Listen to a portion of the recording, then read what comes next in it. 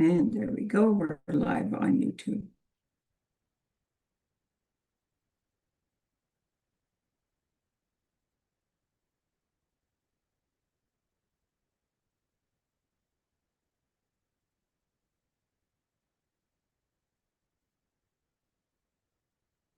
There we go.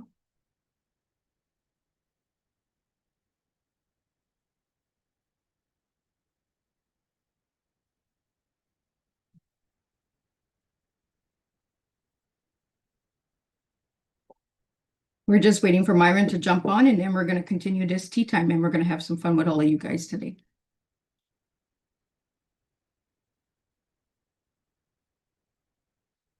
There we go. Do.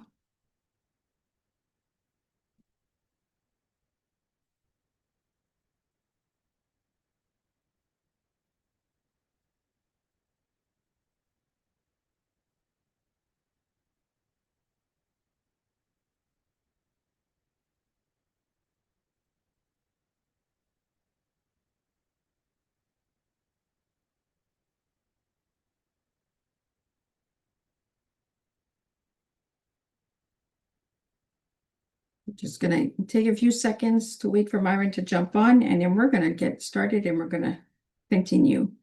So I'm not going to do the opening. I'm not going to do a disclaimer. That was all done on StreamYard. So we will just jump into the conversation. So bring your questions and all that good stuff. We're just waiting for Myron to jump in here, and then we will have a good strong cup of tea with all of you guys today on Tea Time.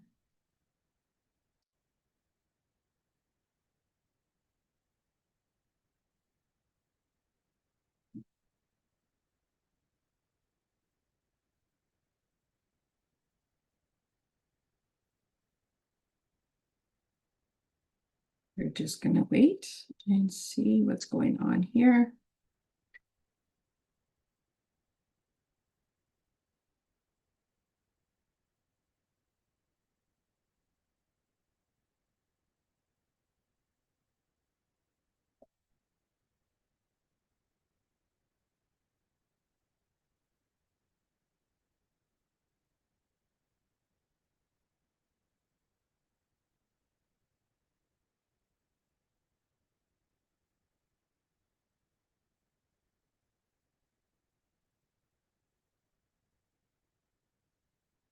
So if everybody would like to just leave some comments in the section, we are live, so we're just gonna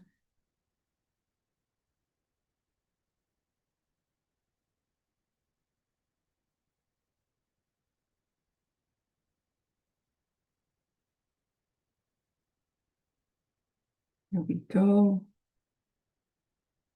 We're just waiting here.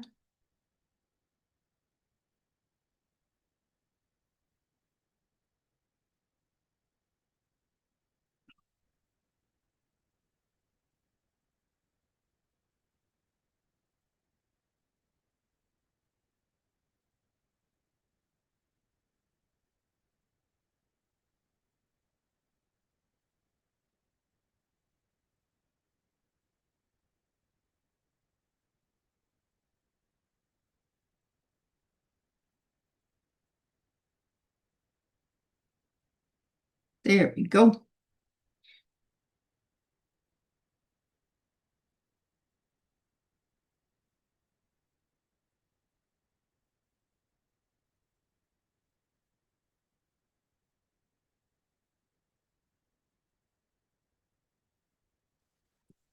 Oh yeah, I'm back. So can you hear me, Myron? Right, I'm on. Yeah, is that all right? There we go. I think everything is working. You can hear me? Yeah. I can hear you plainly. There we go. We got it going again. We should have just came on Zoom right from the get-go. I think this is actually a better system for me. Zoom. Yeah. Okay. Well, welcome back to the show. So I'm not going to do the opening, what I did on the other platform. Everybody knows, all my listeners know, so they're all ready to go, and we're ready to have a good conversation. So welcome back to the show, Myron. Thank you very much. I appreciate the opportunity to talk to you again, Liz. So Myron, for my audience who hasn't seen you before on the last tea time, tell us a little bit of who Myron was as a little guy and who Myron is now. Um, oh God, where did it? Do you mean right from the very beginning, or where the mystery? Yeah, when you were a little guy, who were you as a little guy? Ah, I think I think the comedy started me off. Yeah, because in many ways, um, the comedy, as far as I was concerned, was a stepping stone, and then that led into the copywriting, um, and then our lives changed because we're on this island now in Cyprus.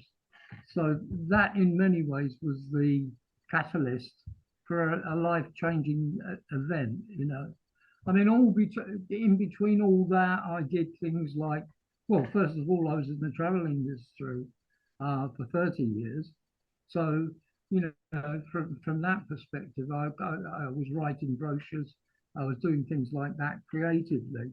So I've always been creative, but the books was completely out of the blue. The whole thing came out of the blue.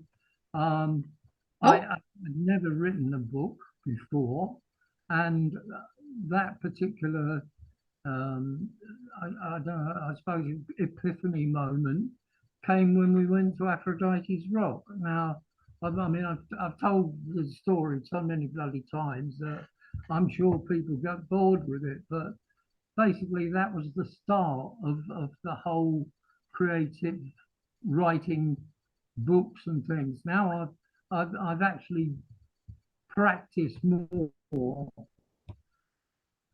with writing articles.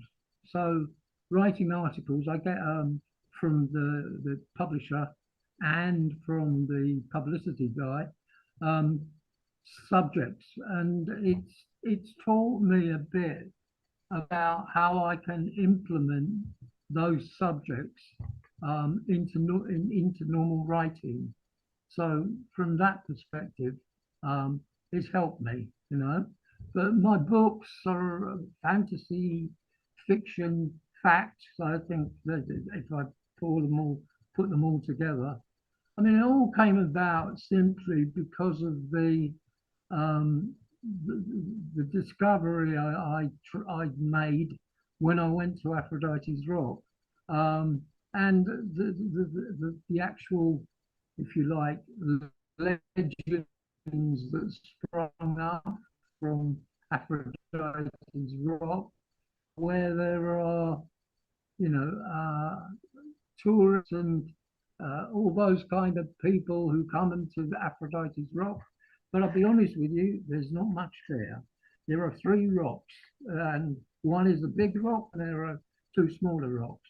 But apart from that, there is not really a very good, shall we say, um, recognition of that. And in some ways, that's what I was trying to do. I was trying to actually move her forward, although she is seen all over the island in different images. I was trying to move her forward. If I could have got, say, for example, a movie which we were working on at one time until we did all the finances were all, shall we say, taken away due to the financial crisis. But apart from that, well, I keep saying we. I suppose we starts from me and Nikki when we first went to Aphrodite's Rock. But I got the idea that she was something special and that she was not being recognized. Now, my epiphany moment, as I told you, was I went into the restaurant, and the restaurant there is at the top of the hill where you overlook the rocks. So you can see a very good spectacle of what it looks like from the air, sort of, well, from up top. Anyway, I got into the got into the restaurant, looked around. There are all the normal sort of souvenirs, and there was one thing that for me a poster on the wall that has haunted me ever since, because the poster on the wall showed a female figure underneath the water, and that was my click. And my click came in, and I decided I would like to write something about this particular image. But that wasn't possible until we all moved over here in Cyprus, because you need background, you need information, and coming to Cyprus was a new life for us as well. But it gave me the opportunity to study Cyprus in different ways, all the myths, all the legends, all of that I did the research for and learned about Greek myths and everything else. And that's really where it all began. It began from a visit to a discovery to let's sit down and write this. And all I did was write one book, which I gave to my missus for Christmas. She read it, liked it.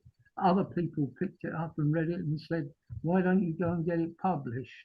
So I went to a guy up in Nicosia, the capital. Um, I first of all I sent him an email saying, "Would you be interested in the story?" And he's rung back, and he said, "Yeah, I would be interested. Um, what are your movements like? Can you come up on Monday?" This was on the Thursday. So I went up to Nicosia on the Thursday, having sent him the manuscript so he could read it over the weekend. And that's what happened. He read it over the weekend, said, "I love the story. It's really good. I think it could do well for Cyprus." And I said, "Yeah, that was my idea as well, was to actually bring more tourism and things like that into the island." And that's where it all began as far as publishing and things like that was concerned. But always along the lines, when you make your mind up to do something and something gets in the way, and what got in the way was finance, because we were going to make a movie. I'd been contacted by someone who was interested in us making a movie. So yeah, I mean, that's how it all began. But the biggest catalyst was all the money we had invested, and that included the publisher. Um, we lost all of it because the Greece and Cyprus were involved in the biggest financial crash of the 20th century, or 21st century, I should say. And that meant that everything was pulled. Everything, well, the whole thing was pulled. The publisher went bust. The guys who were interested in making the movie pulled out. Some of the people that I used said, "Well, I'm not going to go through with anything because it's not worth it as far as that goes." Until you get so I was left with the dilemma of where do I go now. I had to wait till the contract that I had with the first publisher run out, and then when it ran out, I had already started book two, because I thought I might as well do something constructive while I was waiting. So I I went to a couple of places, and then I found James. James was on the James Hill of Rock Hill Publishing. He was a contact that I'd been given. So I wrote to him and said to him, "This is the story," and he said, "Well, I'd be interested in publishing it."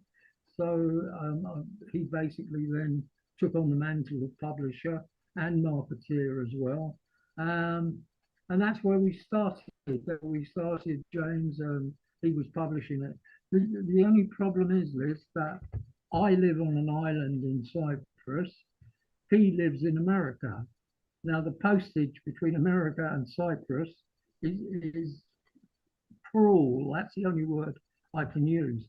So you can imagine my only way of publicizing the books and the series of books was to work with people like you and other podcasters to give me an audience, so that I can say to people, look, the books are all um, on my website.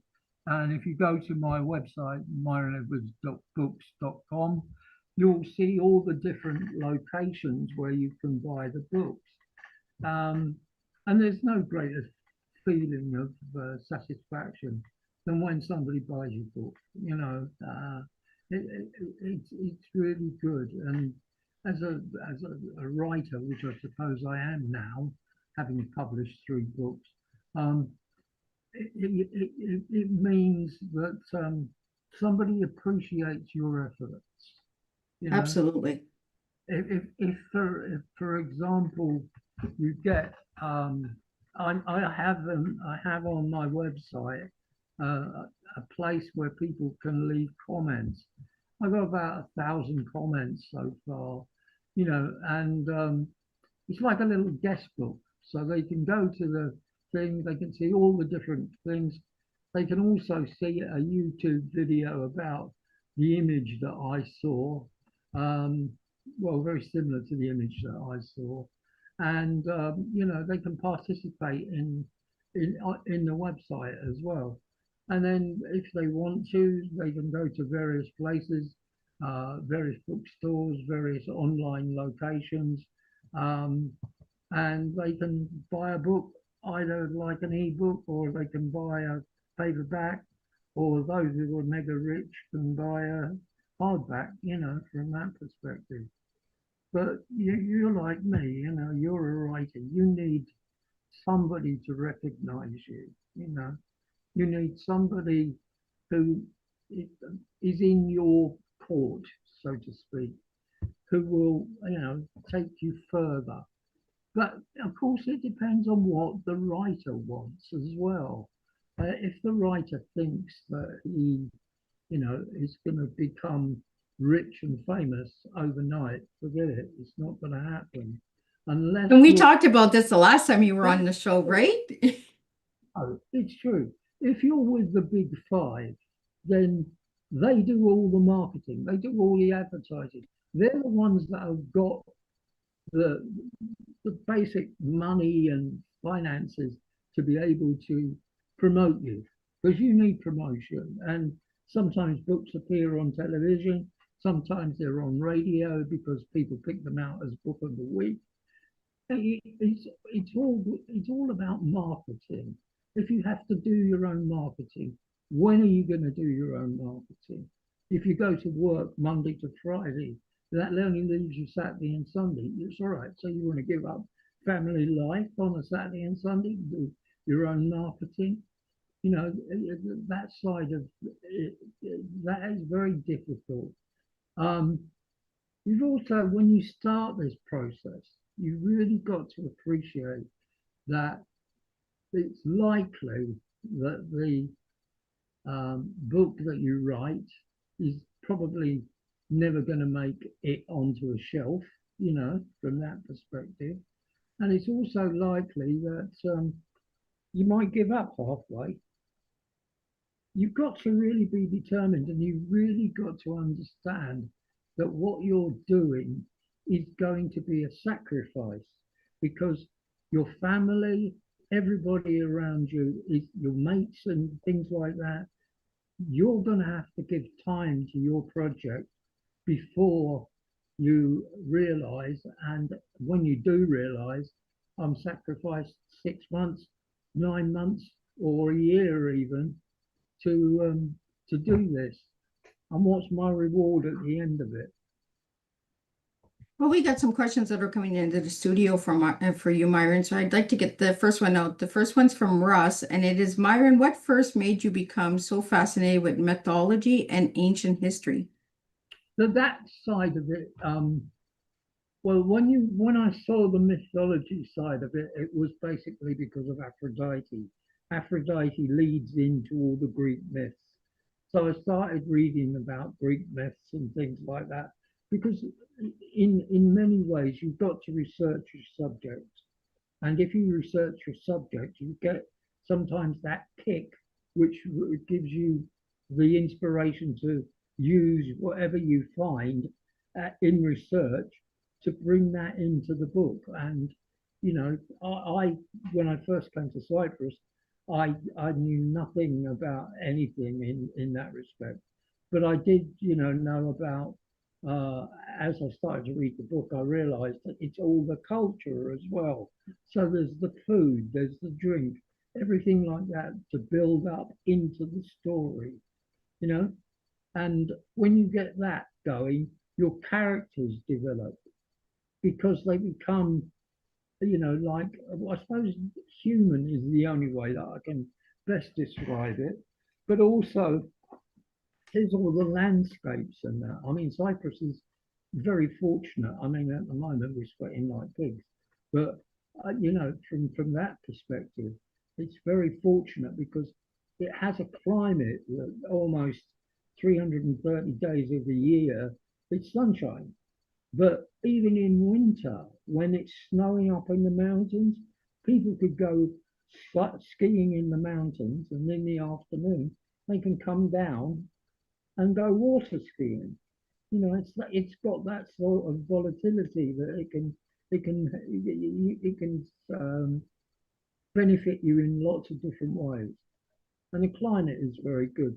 The status of where we are in the Mediterranean um, has always been, the island has always been sought after.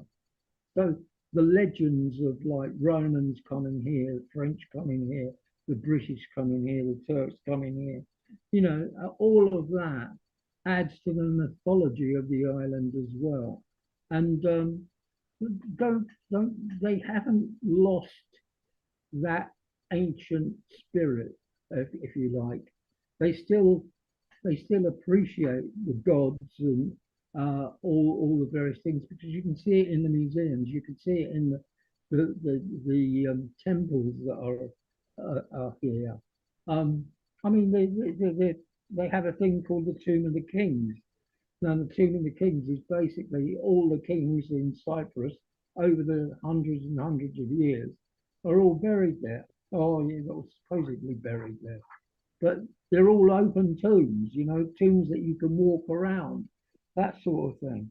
So yeah, I mean, it has a variety of everything that it, you as a person coming as a tourist would appreciate, you know. And So, Myron, you've been in a lot of different fields in your lifetime. Your career has included travel, broadcasting, advertising, and writing. How has all those experiences shaped you with your creativity? yeah, well, I was fortunate in as much as having the breakthrough with the radio, with the TV on the Ronnies, and having the breakthrough with the radio and doing writing for that aspect. And then, as I say, I was fortunate. I fell into advertising through the travel manager. I was a travel manager at JWT. Of course, JWT were one of the biggest advertising agents in the world. From that perspective, and they heard about me writing for the BBC and things like that. So they approached me and said, "Why don't you try the copy test?" So they used to have a thing called the copy test. I don't think they do it now, but it was hundreds of years ago or whatever. And it was a way of seeing if you had any original thought. That was it.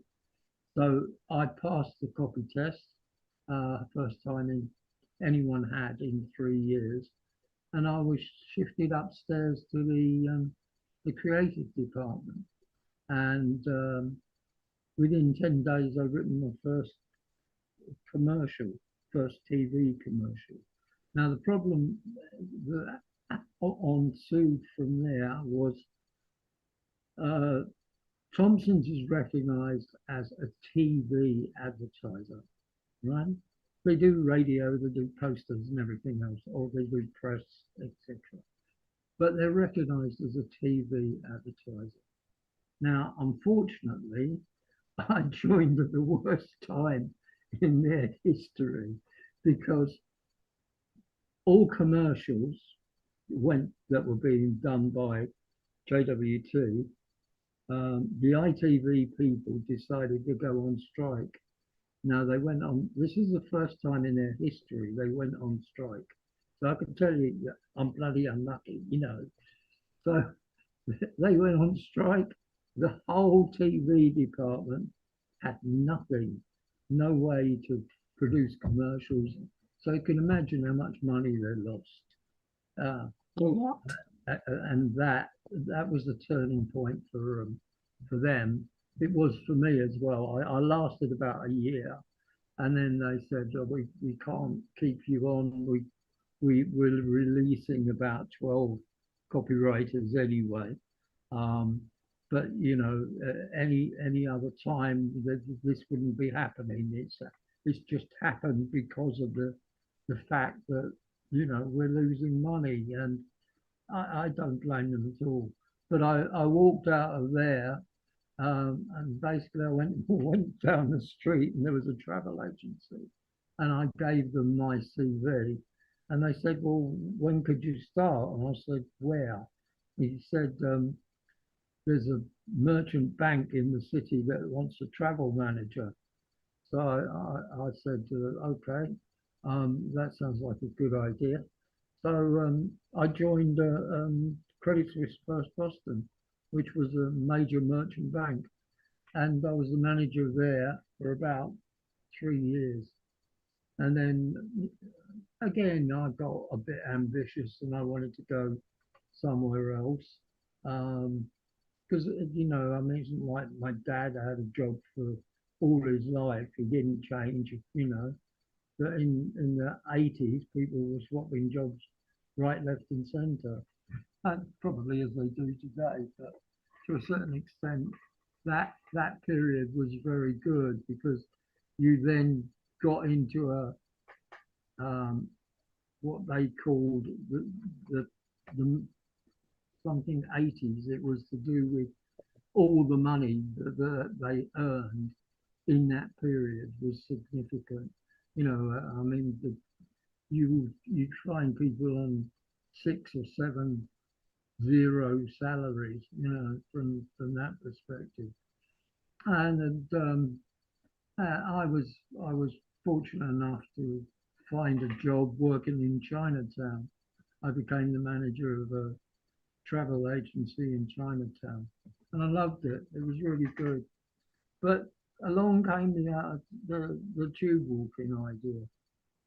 But I'm monopolizing this. You say something. Come on. Well, I'm just listening in and letting you speak because, you know, this is how our last tea time went. You just shared, and then I just jumped in when I felt I needed to jump in. And I'll jump in right now because we just had a question come in from Todd, and it's the BBC experience must have been such an incredible chapter of your career. What did the writing comedian teach you about storytelling? But again, what was the question? What did writing comedy teach you about storytelling? About what? About storytelling. What did writing comedy teach you about storytelling? Miss Liz's tongue is all twisted today. Okay. Well, the storytelling aspect is completely different to comedy. Comedy, it depends on what you're actually writing for, the actual program you're writing for. Now, I wrote for, okay, first of all, we were lucky enough, we got on the Two Ronnies. And the Two Ronnies was, at that time, the biggest comedy duo in the UK. I mean, the one series that we were on was actually the Christmas program, which was brilliant because we then had an audience of like 50 million, it was wonderful. We didn't get credit at the end of the program, but since then they've gone on to do books and things like that, the two Ronnies and everything else. And my gag when I did it on my own, but with Philip, my co-writer, we went into all the different books and the Ronnie's books, and we're still earning credits for it now. So it's went 30 years later. It's ridiculous. Anyway, from there. So Myron, how do we put comedy and storytelling together? How comedy? How do we put comedy and storytelling together? I suppose. Well, my comedy is different to what was basically in that time a lot of sitcoms. The sitcoms were there. My particular comedy was about writing straight lines for comedy programs. So like Roy Hard, which was the Hard Lines, and then I did Weekending. Weekending was a really very good show because it was very satirical. But not only that, it was the people that produced it. John Lloyd, who produced the Blackadder series, he was the producer on the Headlines. Griff Rhys-Jones, who you probably know very well, he was a producer on there. And of course, John and Griff went on to do Not the 9 o'clock news. So we did some bits on the programs there. But you've got this dilemma. Do we stick with writing? Phil and I said, well, it's not paying the mortgage. We're not going to get, we're not going to get the mortgage paid. We'll get a few credits and stuff like that. But so we have to go back to what we were doing. We tried keeping the momentum going. I used to run up to the Paris Theatre, do the gags over the weekend and things like that. Give them to anyway. I'll give them to John Lloyd. John Lloyd would then have a look through, pick out which ones he wants for headlines. He'd go to headlines. I'd go down on Tuesday to watch the program at lunchtime, back to work in the afternoon, and then on Wednesday we would then take the script. Sorry, Thursday we would then take the lines that we did for weekendings, take them down, and then on the Friday I'd go down and watch the show on weekendings. And people like David Jason was just starting out in many ways. I mean, he's Trotter in Only Fools and Horses. So you can see I was on the periphery, right? But the decision was, what do we do? Do we stick with what we have, or do we just try to keep the momentum going? At one time, they have what's called a writer's circle. So you'd go in and they have all the newspapers spread out across the table. And from there, what they would do is they'd pick out an item. That item would then be turned into a gag. So that's how they would build the program. But they'd have specific people like Andy Hamilton, who's brilliant. They'd have him to do the sketches because the program wasn't all just one-liners. It was sketches as well. But Phil and I went different ways. He went to Dick Emery, which was an old-fashioned kind of comedian, but very popular, very popular. And he got some work from Dick Emery, and I was invited by BBC Scotland to write for a new program, which was a kick up the 80s with Tracy Oldman, and I got a sketch on there, which was great because that gave me the opportunity to push my name around a bit more.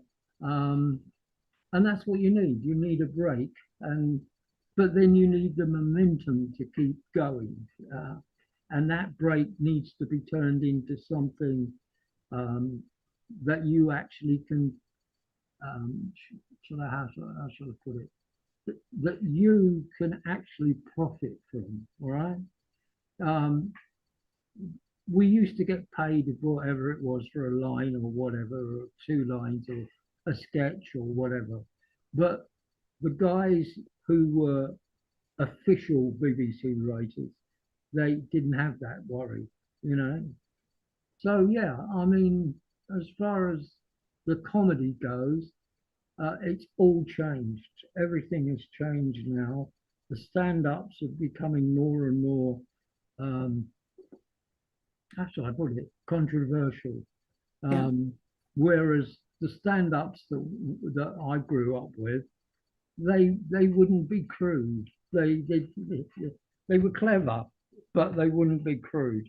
Whereas everything these days is 4-letter words and everything like that, and people laugh at it and they think it's funny and all that. If they grow, it's a different generation, and the comedy itself is a different generation. You So, know, Myron, why did you start writing for the young readers? um, which the, sorry, Why did you start writing for the young readers?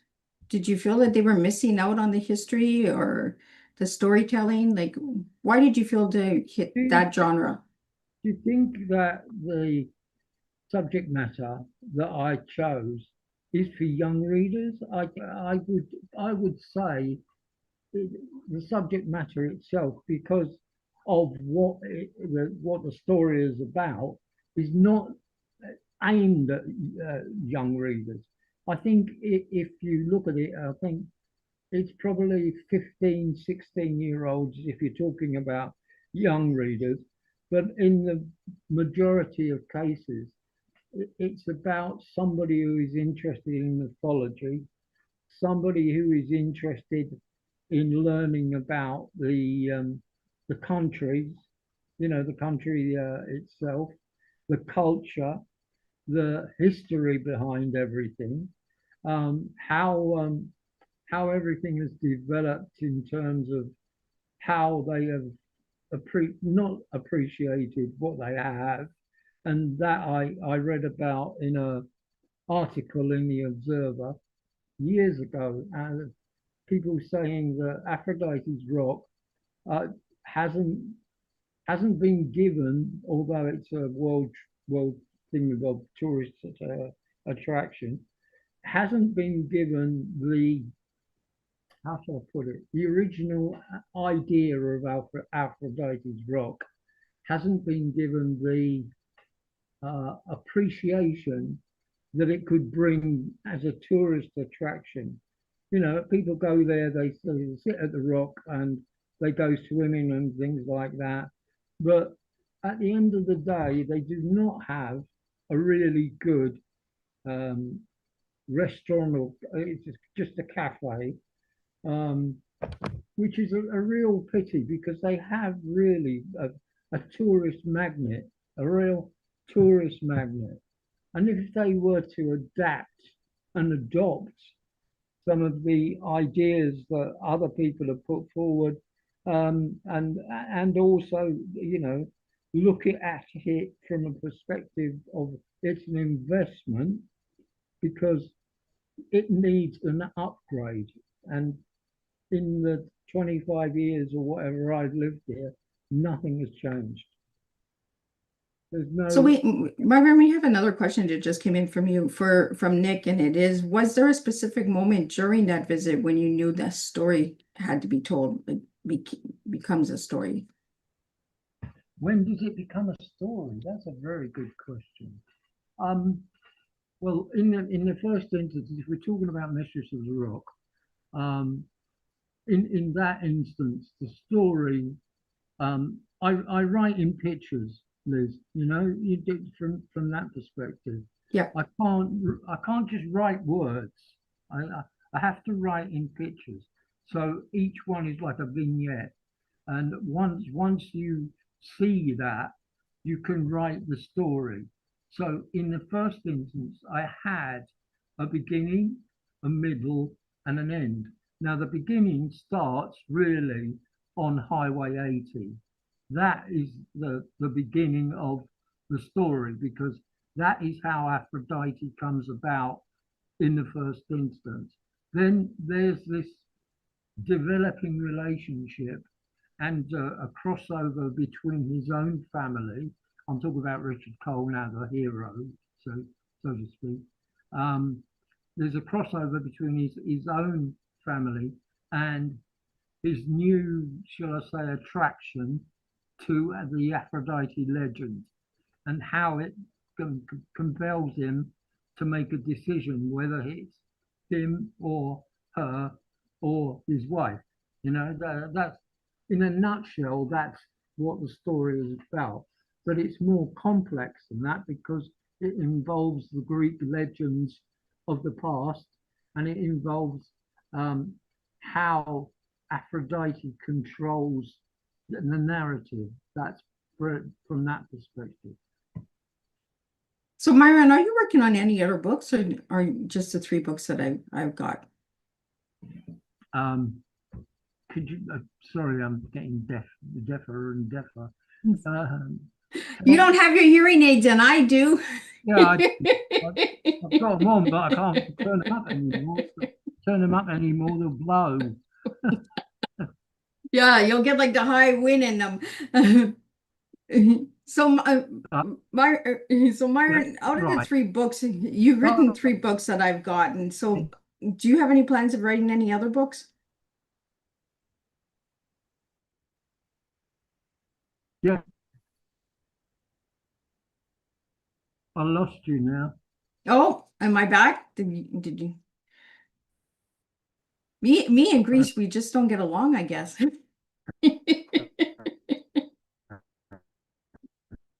Hmm. Are you back, Myron? Internet. Thank you. I know that. Yeah. Sorry. Okay, go on. There we go. We got you back. There was a bunch of little glitches. I'm telling you, technology, right? Yeah, I know.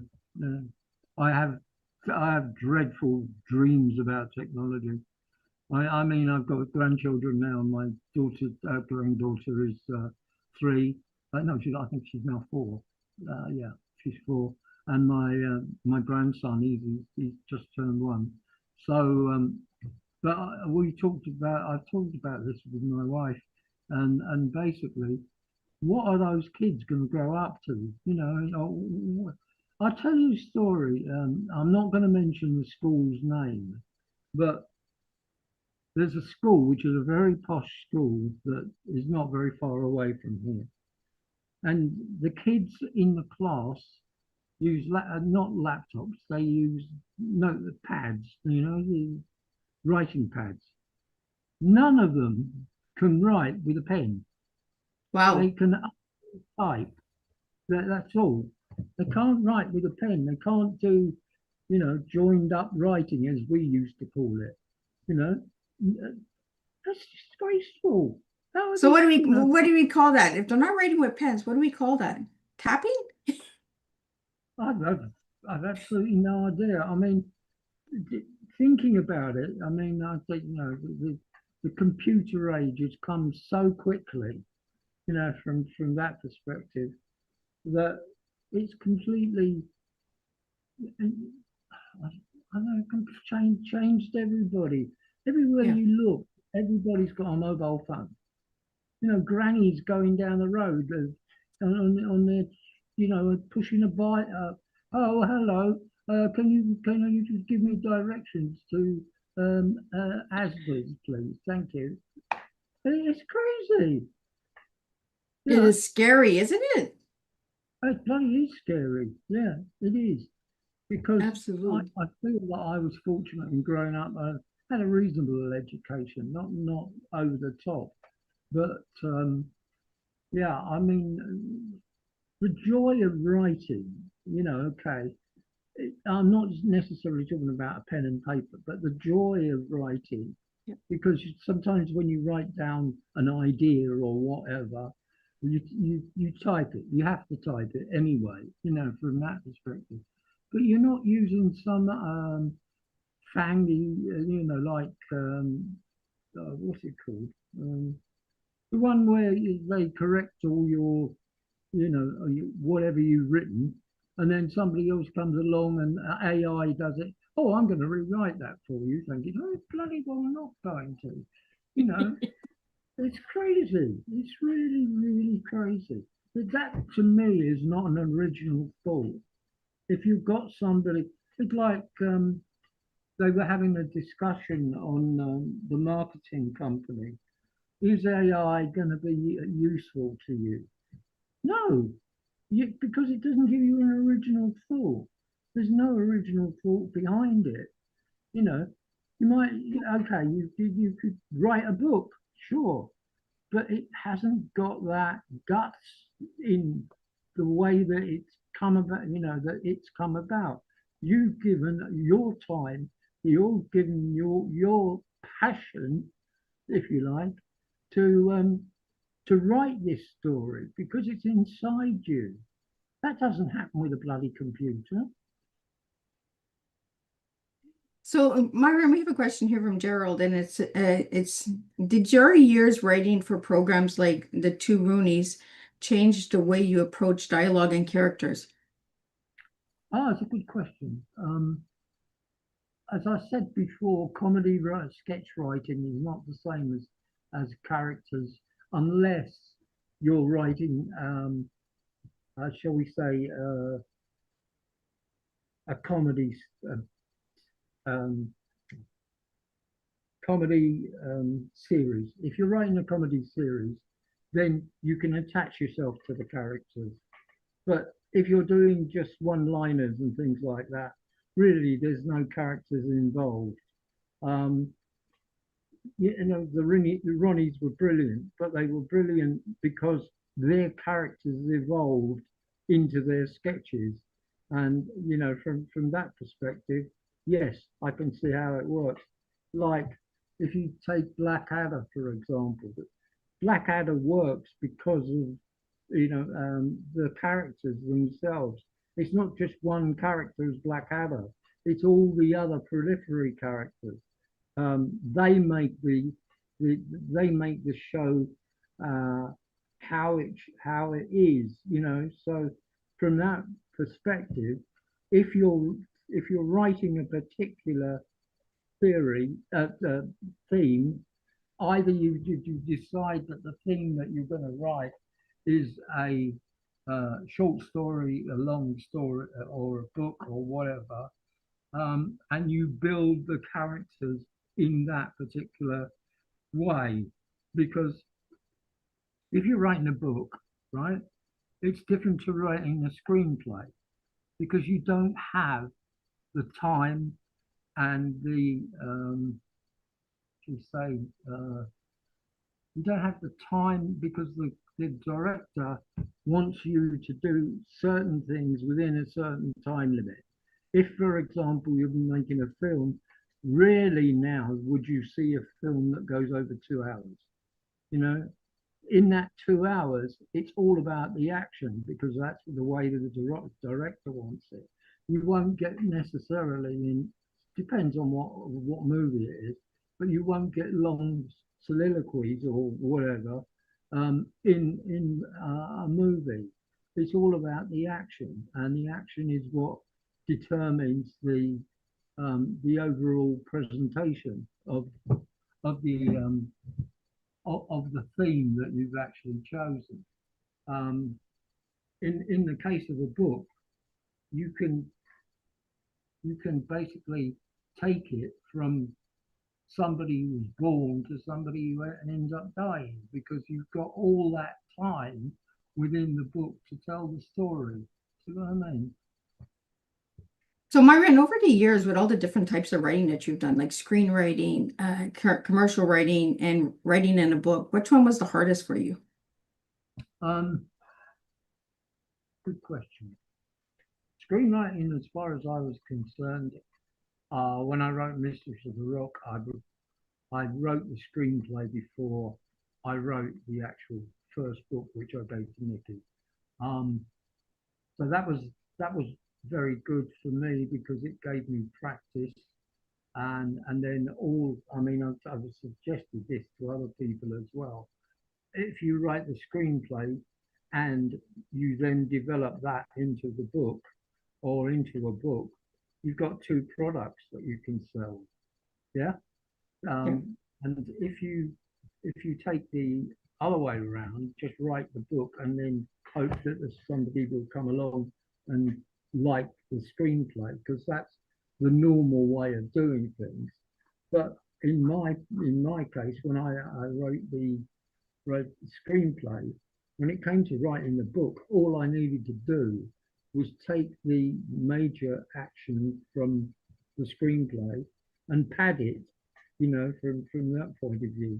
So I could know what the action was going to be, know what the dialogue was going to be. Then I just needed to pad it. I needed to put where the location was and what happens in that location. So yeah, I mean that's one way to do it. The other way is basically sit down, decide you're going to do the book, put it into different chapters if that's the way you want to work, and then work your way through the different chapters until you get to the end of the story. Um, Personally, I write quite quickly, um, and I don't have that pattern. I just write because, as I say, I write in pictures, and those pictures come together. Once those pictures come together, then the chapter's done. Next chapter. That leads into the next chapter. So yeah, I mean, everybody has a different way of doing it, but that's how I do it. So Myron, do you have any other books that you're working on right now, or is that it? Um, it's a question I can't answer. Oh, so keep them on their toes, right? So they don't know if there's one coming or one's not coming. Um, I can't answer that. No. It's Liz, I have dialysis 3 times a week. Now, I spend 4 hours in the hospital each time, roughly, and I get very bored. So um, I look for different things. There's only so many Netflix things you can watch Yeah. before you get bored. So I put myself with this marketing guy, and he has helped me enormously, um, purely because he works with a lot of magazines and things like that, and they want short stories. So whatever the subject matter might be, I'll do a short story, 900 words. So I've that has, inspired me a bit, and then it's inspired me to do something else. So that's where I stand at the moment. Well, thanks for sharing that, Myron. So Myron, is there a final message you'd like to leave all the listeners with today? Say again. Is there a final message you would like to leave everybody with today? Oh, um, if you want to do it, do it. If you decide that it's too much for you, don't start. Well, I want to thank you, Myron, for joining me on Tea Time. And I want to thank everybody for bouncing around like we did. We always have fun, me and Myron. We start with StreamYard, then we jump over to Zoom, and then we come back, but we always end up completing and having a tea time. So always have a plan B, guys, when you're doing these things, especially when you're doing live shows, have a backup for your audience, because I know my audience always enjoys these different tea times and that. So Myron, thank you for joining me for the second time on Tea Time. Keep me posted with your health. And I'm just a tea away. I'm just going to do a quick recap of what today's tea time was, and we'll be back at 7 p.m. on StreamYard if all goes well.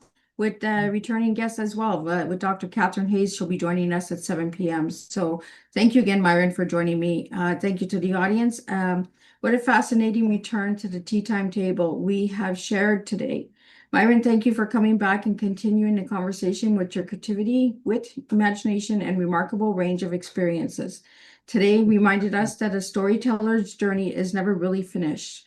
One book leads to another, one mystery opens to the door to another question.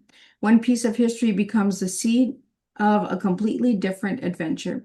Through your work as an author, screenwriter, former BBC comedy writer, advertising creativity, and map inventor, and creator of the Cypress Mysteries Trilogy, you showed us that creativity grows strongest when we allow different experiences to collide.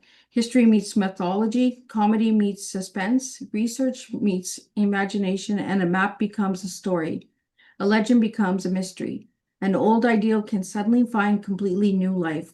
One of today's greatest takeaways is this: creativity does not always come from choosing one path. Sometimes it comes from collecting many paths and discovering where the unexpected meets. As a returning guest, you have also reminded us that no conversation has to be final ones. People evolve, projects grow, ideals change, and sometimes the most interesting question is simply, what happens next? As we close today's tea time, I'd like to leave everyone with this thought. What part of your own story have you dismissed as an unrelated when it may actually be the missing piece of what you are meant to create next? Our past experiences are rarely wasted. Sometimes they simply wait until imagination finds a way to connect them. Myron, thank you for returning, for continuing to share your worlds with us, and for reminding us that curiosity is one of the greatest engines a storyteller can have. Until next time, continue following the mysteries, continue playing with history, and continue serving real life tea, truth, experience, and awareness, one imaginative adventure at a time. And today's takeaway from Miss Liz is a creative life does not have to fit neatly into one title. Every experience, every curiosity, every strange detour can become part of the story. When we stay open to possibilities, yesterday's interests can become tomorrow's greatest adventures. And thank you all for joining me on Tea Time, and I'll see everybody at 7 p.m. and we'll do this all over again. Thank you, Liz. It's a pleasure being. Thank you so much for that. My pleasure. I hope it helps some people. Absolutely. No, it's always a pleasure to